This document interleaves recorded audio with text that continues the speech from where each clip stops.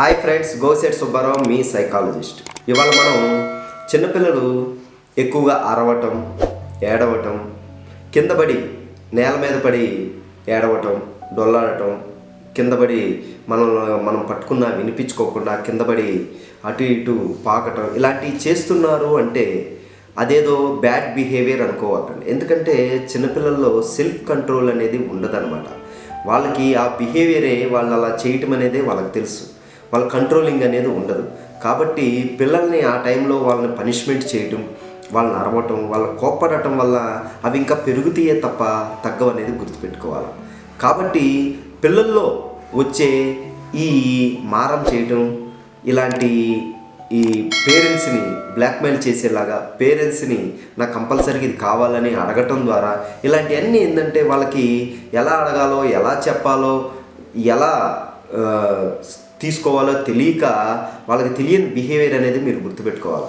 ఎందుకంటే ఎక్కువగా ఇలాంటి పనులు కింద పడి ఏడవటం కానీ డొల్లాడటం కానీ ఇలాంటి పనులు ఏ వయసులో అంటే 2 నుంచి 5 సంవత్సరాల మధ్యన ఎక్కువ మంది పిల్లలు ఇలా చేస్తూ ఉంటారనమాట.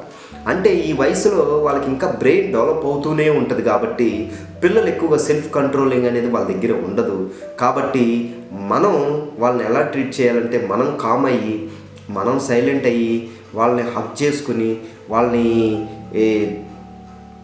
ఎఫెక్షన్తో, ఎమోషన్తో దగ్గరికి తీసుకుని వాళ్ళకి ఏం కావాలమ్మా, ఏం చేయాలమ్మా, నీకేం కావాలని మెల్లిగా స్లోగా అడగటం ద్వారా వాళ్ళ బ్రెయిన్ నర్వస్ సిస్టమ్ అనేది కామ్ అవుతుంది అనేది గుర్తుపెట్టుకోవాలి.